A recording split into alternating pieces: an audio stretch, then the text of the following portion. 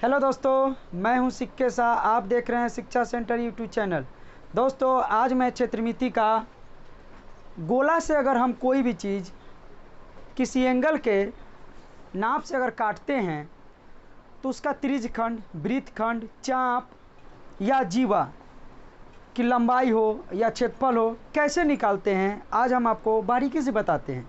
सबसे पहले हम यह बताएंगे आपको कि किस गोला के टुकड़ा को क्या कहते हैं। जैसे कि अगर हम कोई चीज़ काट के गोला से निकालते हैं, जैसे सेव का कोई अगर सेव लेकर चलते हैं, अगर सेव का अगर एक भाग काट कर हम निकालते हैं, अगर वो काटा हुआ भाग को खा रहे हैं तो उसे हम क्या कहते हैं।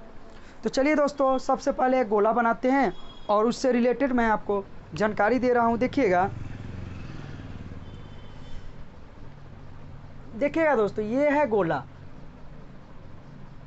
ये गोला है, वृत्त नहीं समझिएगा, ये गोला है। अब गोला है तो हम क्या किए जी, अगर इसमें से अगर तरबूजा होता है, सेव होता है, संतरा को तो काट नहीं सकते हैं, अनार को भी काट नहीं सकते हैं, लेकिन सेव को हमेशा हम लोग क्या करते हैं, अधिकांश क्या करते हैं, सेव से क्या करते हैं, ऐसे काटते हैं। देखिएगा, ये भाग निकालते हैं। अब ये भाग काट कर निकाल कर और क्या करते हैं, खाते हैं उसको जनरली। फिर इसका दूसरा भाग भी होता है, जैसे किसी भाग जो होता है किसी को हम ऐसे काट कर निकाल देते हैं सेव का। तो देखिएगा, अगर हम ये टुकड़ा निकालते हैं तो किसे क्या कहते हैं, ध्यान दीजिए। जैसे ये अगर भाग काटे हैं तो ये क्या किए, डॉट डॉट कर देते हैं। अब कटा हुआ भाग को यहाँ रखते हैं।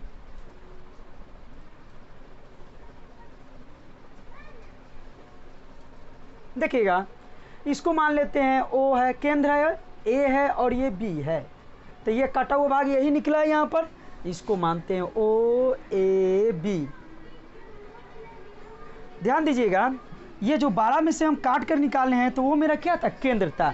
तो केंद्र जब था तो ये मेरा क्या कहलाएगा, रेडियस कहलाएगा। आपको रेडियस यानी त्रिज्या कहलाएगा ये।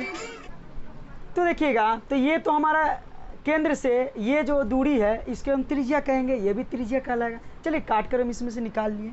ये जो निकाल लिए हैं इसे हम लोग बोलेंगे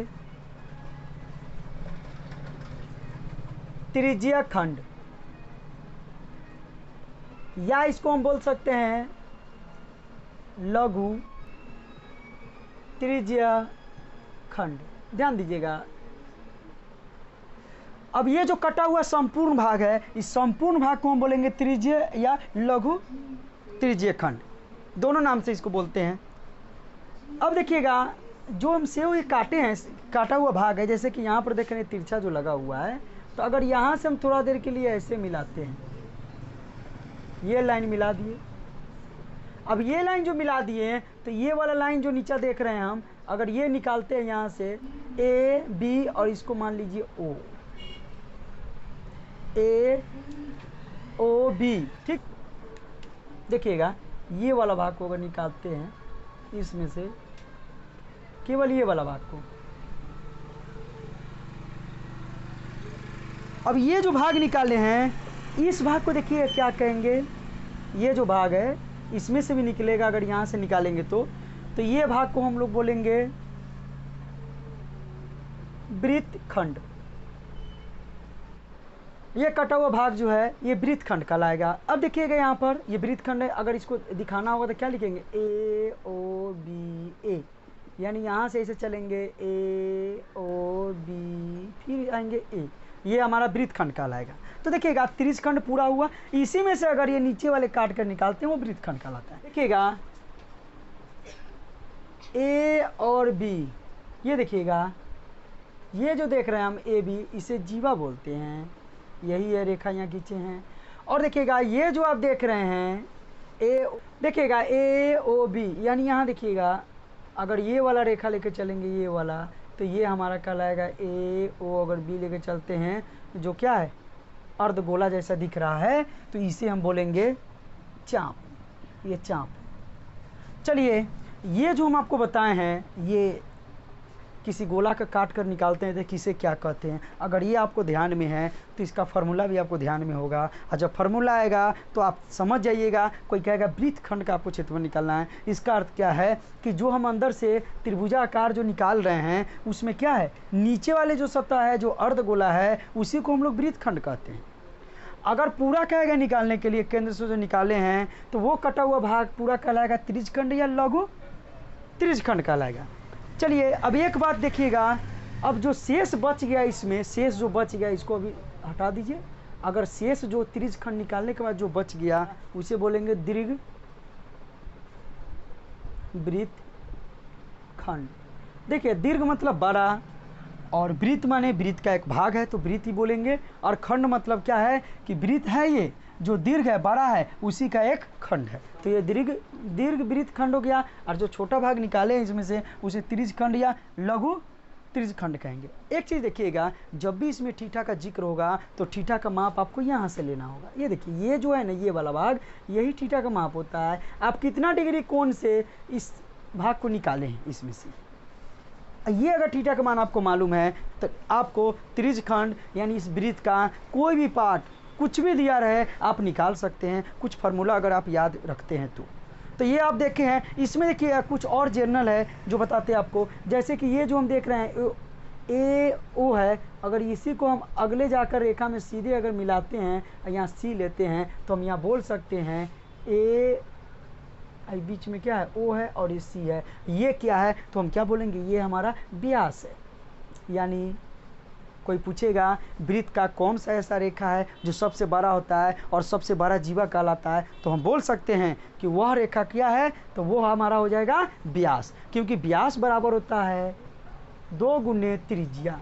यानी त्रिज्या का जो होता है 2 से गुना करेंगे तो मेरा व्यास निकल जाएगा। यानी अगर ये त्रिज्या है तो फिर ये भी त्रिज्या है, यानी 1r और 1r से गुना जोड़ेंगे तो कितना हो जाएगा 2r हो जाएगा। यानी व्यास बराबर हो जाएगा 2 × त्रिज्या। चलिए अब हम चलते हैं, ये जितने भी आपको लिखा है पाठ इस सारे के फार्मूला हम बताते हैं कैसे होगा।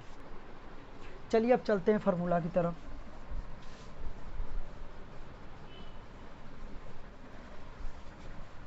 चलिए एक में लिखते हैं वृत्त का क्षेत्रफल πr² होता है। दूसरा देखिएगा त्रिज्या खंड का क्षेत्रफल πr² θ/360 डिग्री। तीसरा देखिएगा वृत्त खंड का क्षेत्रफल, तो त्रिज्यखंड का क्षेत्रफल जो होगा πr² θ/360 डिग्री, इसमें से हम माइनस करेंगे 1/2r sin थीटा।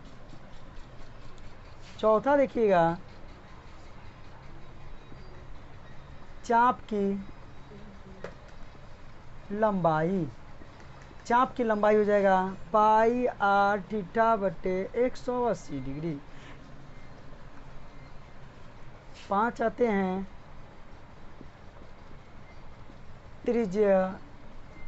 त्रिज्यखंड की परिमिति।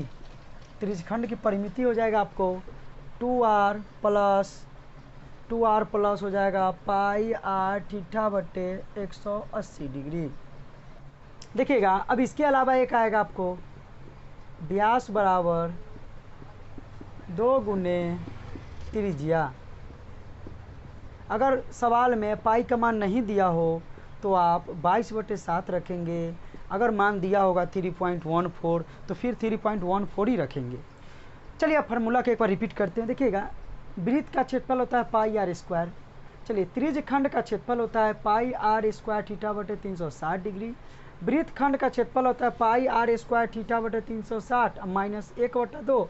देखिएगा यहाँ पर r² हो जाएगा r² sin थीटा। चाप की लंबाई बराबर हो जाएगा πr θ/180 डिग्री, और त्रिज्यखंड का परिमाप होता है 2r प्लस πr θ/180 डिग्री। अब जो ये फार्मूला आया है और जो हम आपको फिगर में अभी इससे पहले बताए थे, चलिए एक बार और फिगर बनाकर और बताते हैं किसका क्षेत्रफल कैसे निकालेंगे और किसका लंबाई। तो देखिएगा ध्यान से आप, यहाँ से आपका पूरा कंसेप्ट क्लियर हो जाएगा। देखिए यहाँ से जो यहाँ हम आते हैं, ध्यान दीजिएगा, तो ये हमारा त्रिज्यखंड कहलाएगा। तो हम बताए थे अगर ये भाग मेरा त्रिज्यखंड है, देखिएगा, तो ये मेरा जो भाग देख रहे हैं ये मेरा त्रिज्यखंड है, ध्यान दीजिएगा। तो त्रिज्यखंड का क्षेत्रफल अगर कहेंगे तो यहाँ दिया हुआ है, ये आपका देखिएगा ये पूरा का निकल जाएगा त्रिज्यखंड। इसी में देखिएगा अगर ये वाला भाग नीचे जो देख रहे हैं त्रिज्यखंड अगर निकालते हैं यहाँ से, तो ये वाला जो भाग निकल रहा है शेष, देखिए ये वाला जो भाग निकल रहा है इसी को हम लोग बोलते हैं वृत्तखंड, ध्यान दीजिए। तो वृत्तखंड इसी को बोलते हैं। तो वृत्तखंड कौन सा है, ये वाला है, यानी इसका क्षेत्रफल निकलेगा ये। अब देखिएगा चाप की लंबाई, चाप की लंबाई का अर्थ हुआ ये जो हम भाग देख रहे हैं ये वाला नीचे जो यहाँ से निकालेंगे ऐसे, ये देखिए तिरछा है, केवल ये है, ये है, ये जो हम देख रहे हैं ये क्या है, चाप की लंबाई। तो देखिएगा ये आपका क्या कहलाएगा, चाप की लंबाई, यही निकलेगा केवल इससे। अब देखिएगा त्रिज्यखंड की परिमिति जो बोल रहे हैं, तो त्रिज्यखंड की परिमिति का अर्थ क्या हुआ, देखिए अगर त्रिज्यखंड जो हम निकालेंगे तो परिमिति का अर्थ हुआ ये जो रेखा हम देख रहे हैं चारों साइड से जो लगा हुआ है इसकी लंबाई कितनी है, यानी परिमाप, परिमिति या परिधि जो भी निकालते हैं हम घेराव ही निकालते हैं, बस वृत्त में जाते हैं तो परिधि कहते हैं। और परिमाप का अर्थ हुआ जैसे आयत हो गया, समचतुर्भुज हो गया, त्रिभुज हो गया, उसका परिमिति कहते हैं। तो ये परिमिति कह रहा है यानी इसका लंबाई कितना है। तो ये जो नीचा देख रहे हैं ये अगर त्रिज्यखंड में जाएगा तो ऐसे हो जाएगा, यानी थोड़ा स्लोप हो जाएगा। तो ध्यान दीजिएगा इसका देखिए परिमाप हम जो अभी निकाले हैं ऊपर में त्रिज्यखंड का परिमिति, ये देखिए ये भी r है, ये भी r है, तो ये r क्या हो जाएगा 2r हो गया। और ये क्या है, ये इसी का लंबाई है, ये जो देख रहे हैं आप अर्धगोला के समान, इसका कितना है पाई आर थीटा बटे 180। तो इसको जोड़ नहीं देंगे, इसका क्या करेंगे, ये दिया हुआ है मेरा पाई आर थीटा बटे 180 और ये आर और ये आर 2r हो जाएगा। तो ये आपका यहाँ से ये भी निकल जाएगा। अब देखिए व्यास बराबर 2 इंटू त्रिज्या है, तो याद कर लीजिए, और पाई बराबर 22/7, ये मान तो आपको हमेशा याद ही रखना होगा। बस यही है, इसी से आपको दोस्तों त्रिज्यखंड का जो भी फार्मूला सवाल होंगे आसानी पूर्वक बना लीजिएगा, इसमें कोई इसमें नहीं है। दोस्तों अगर ये वीडियो आपको अच्छा लगे तो लाइक कीजिए, कमेंट कीजिए और दोस्तों में शेयर कीजिए और मेरे चैनल को सब्सक्राइब कीजिए।